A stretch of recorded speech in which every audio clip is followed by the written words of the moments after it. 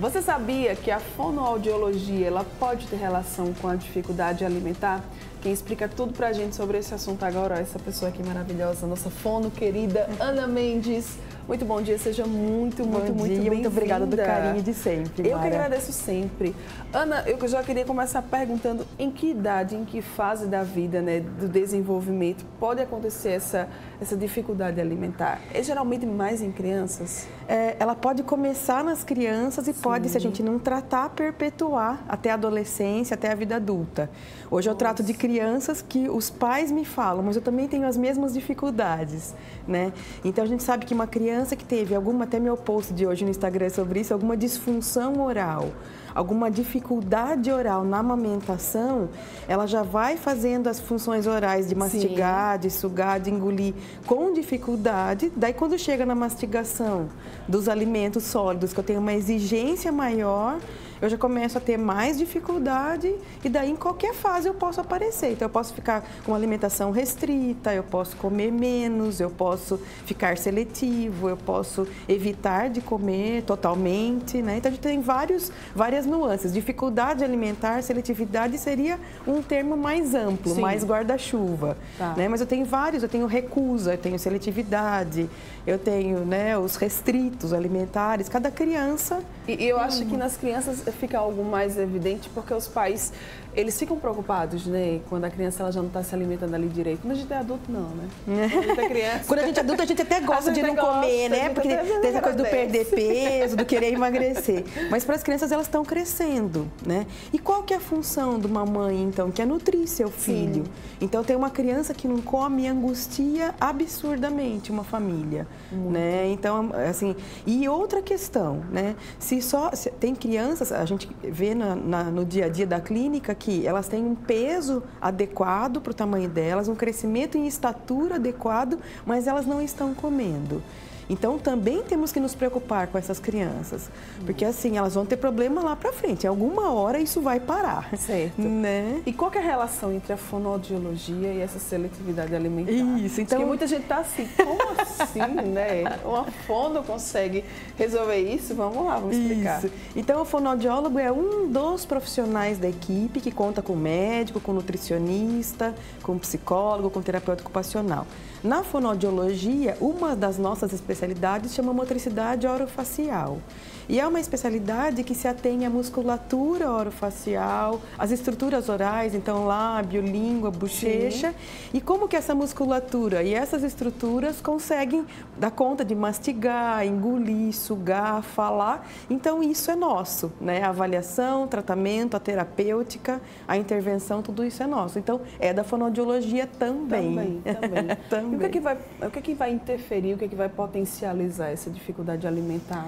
Algumas questões, né? Então, por exemplo, assim, uma básica, uma questão que parece, né, totalmente inocente, mas um resfriado. Sim. Então, alguém que está com o nariz entupido, ou fecha a boca para comer, ou abre a boca para respirar, né? Então, as próprias questões de resfriado, a alteração da amígdala e da adenoide, né, a carne esponjosa do nariz e da garganta, um frênulo de língua alterado, então uma língua presa, ela não consegue levar os alimentos de um lado para o outro, ela não consegue engolir direito, né? Os próprios hábitos da família, né? Hoje as famílias com essa vida totalmente agitada também, os hábitos acabam interferindo, né? Então são vários os fatores que podem chegar a interferir nessa questão alimentar. Tudo isso vai depender da avaliação, né? Isso. A intervenção, ela vem dependendo do que a gente precisa fazer. Não tem, né, nenhuma terapia pronta. Sim. Faça isso para todos os pacientes. Não tem, né? Há causas clínicas relacionadas a essa dificuldade alimentar? Infelizmente, sim, né? Então, os casos das crianças alérgicas, por exemplo, sim, né? Então, elas deixam de comer, elas vão ficando com uma dieta muito restrita, elas têm que parar de comer alguns alimentos. Então, já que ela tem que parar de comer alguns, elas param de comer todos, né? E alguns alimentos causam dor, o próprio refluxo, né? Então, quando a criança vomita demais, então experiências dolorosas na boca. Então, eu como, eu vomito, eu como, eu vomito. Então, eu faço uma associação negativa com o alimento, né? Então, eu como, me dá alergia, eu como, vou parar no hospital, eu não como mais. né? Se é para comer, para no hospital. A solução, né? Vai ser qual? Eu não vou comer. Isso, mas... e daí a longo prazo, isso começa a ficar muito complicado, porque eu não posso deixar de comer. Sim. Eu tenho que resolver essas questões clínicas. Se eu não posso resolver algumas questões, eu não vou sarar, mas eu vou, então, controlar algumas doenças, né? Então, a própria alergia, a própria intolerância, o próprio refluxo, precisa de medicação, não precisa, né? Mas não dá para ficar, então, assim, só porque dói, porque é desconfortável, eu não vou comer, né? Então, isso não é possível. É alta recorrência de crianças com esse problema? Demais, demais, demais, né? Eu brinco que eu nunca vi tanta criança junta com dificuldade para comer. Né? Na minha carreira, nós estamos vivendo agora nos últimos anos o grande boom das dificuldades alimentares. A gente sabe que tem uma ocorrência importante de 30% aí de alterações fonoaudiológicas, de alteração de boca nessas crianças, né? Além das crianças com desenvolvimento neurotípico, né, tenho crianças com algumas patologias que também têm dificuldade alimentar.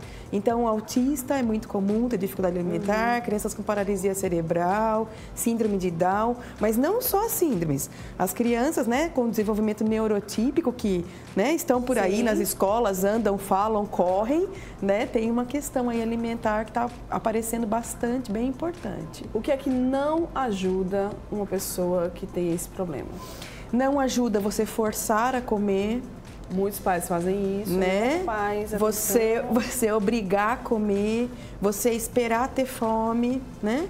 Porque muitas crianças não vão relatar que estão com fome, né?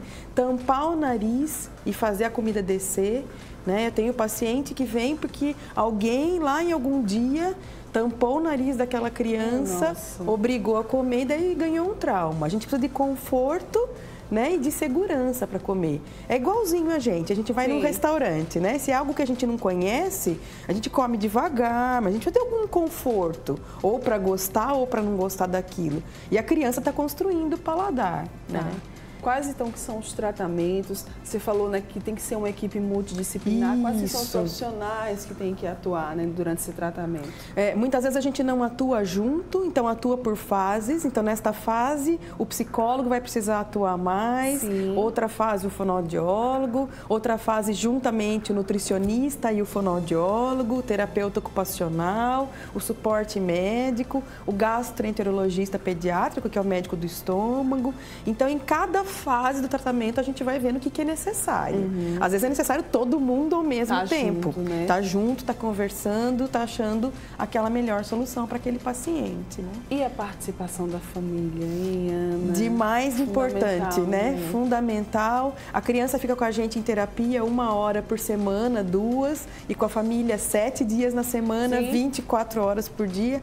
Até propus agora um workshop para pais sobre dificuldade alimentar. Vai ter agora dia 23 de outubro. Tá falando. Daqui a pouco a gente fala mais detalhes do workshop. Né? Mas assim, demais importante, né? Porque a dor é da família. A gente vai dando os mecanismos, vai dando o caminho, vai dando o subsídio para a criança comer, mas a família, enquanto ela precisa rever os conceitos dela, né? Valorizar um pouco mais aquela criança, estar perto, e ela precisa de tempo para isso. Você não cria conexão com alguém em 5 minutos. Você não cria conexão com o seu filho que fica com a babá o dia todo. Né? Então, você precisa trabalhar, eu entendo. A babá vai cuidar do seu filho, vai te ajudar, eu entendo. Mas você precisa de alguma conexão com essa criança também. A gente já falou sobre o que é que não se deve fazer, né, com pessoas que têm esse problema. Agora vamos falar o que é que ajuda, o que é que vai colaborar quando as pessoas elas têm esse problema. Quais que são as atitudes que nós devemos ter? Ajuda muito você levar a criança para o mercado, você fazer compra junto com a criança. É claro que ela com sono não vai ter jeito, mas numa hora que ela não esteja com sono, né? Então, conhecer os alimentos. Escolher junto com você, pesar junto com você na sessão de hortifruti, levar a criança para a cozinha para preparar. Né? Elas adoram pôr a mão na massa, é claro, elas vão derrubar, né? Até a gente derruba, né? Mas eu que sou desastrada, eu faço isso todo dia, pelo amor de Deus. Né? Mas elas vão derrubar, mas é assim que é o aprendizado.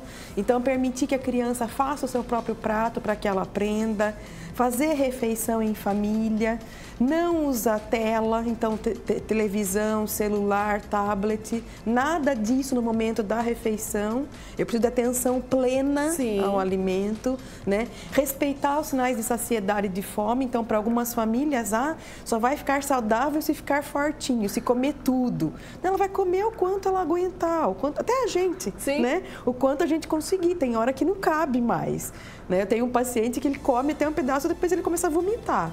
Né? Então, realmente, a gente tem um limite, né? A gente come até o quanto a gente tolera, realmente. E quais seriam, então, os primeiros passos para se começar a comer bem, Ana?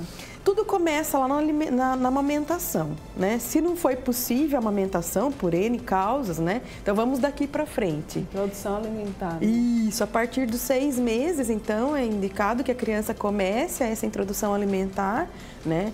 E daí, então, que ela sente adequadamente, tudo isso, a postura, que fique numa postura mais confortável, de tronco, de cabeça, para facilitar a mastigação, né? Que ela tenha experiências orais, então que ela coloque brinquedos na boca. Muitas famílias não permitem, né? Porque, tá colocando coisa na boca, mas é muito importante as experiências orais, a questão de tolerar a textura na mão e no pé, porque primeiro a gente tolera na mão e no pé, para depois tolerar dentro da boca, né? Comer juntos, sentar na mesa. Então, por mais que aquela criança está no cadeirão, mas ela está na refeição da família. Ela está vendo todo mundo mastigar. Está participando daquele momento. Isso, até para depois um dia ela poder resolver se ela vai colocar o feijão embaixo do arroz ou do lado, né? Mas o hábito alimentar, ele é construído. Então, a criança precisa ir vendo, precisa ir participando. Levar a criança para restaurante, levar a criança para festa. Não deixar a criança na festa só na parte dos brinquedos. Trazer ela para a mesa, colocar ela para comer junto, nem que seja pouco, né? Mas trazer ela para aquela situação social da alimentação. Nossa vida, ela é social.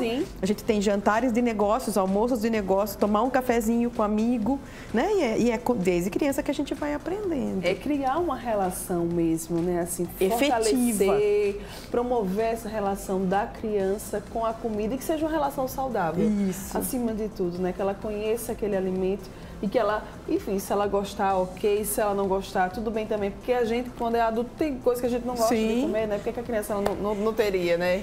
Mas a gente tem que ter um repertório de alimentos, né? Não posso ter uma criança que gosta de 3 alimentos só. Então, ninguém para em pé, ninguém fica vivo por comer 3 alimentos só.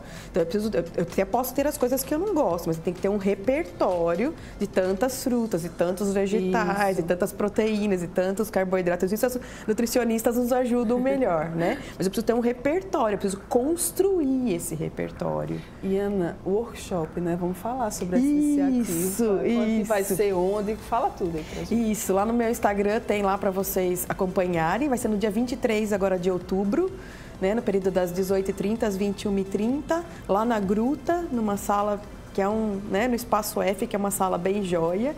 E eu vou receber os pais das crianças de 1 a 10 anos, uma faixa etária bem grande, para a gente conversar sobre essas angústias, trocar experiências, vou trazer informações, né? Então é super interessante que o que um pai fez que deu certo, conta para outro pai, né? O que uma mãe fez que foi eficiente, ensina para nós como que dá para fazer melhor, né? Não tem ninguém melhor do que quem está vivendo para saber o que dá para fazer melhor. E esse compartilhamento, né, de experiências também deve ser muito legal, então vamos trazer dinâmicas, vamos trazer a parte teórica e a parte do compartilhar das experiências.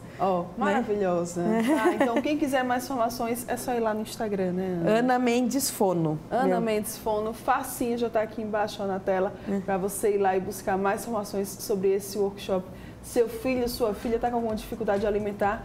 Procura aqui essa mulher, com certeza você vai aí descobrir muita coisa sobre esse assunto. Vamos conversar juntos. Obrigada. Obrigada a você. Até a próxima. Até. Maravilhosa.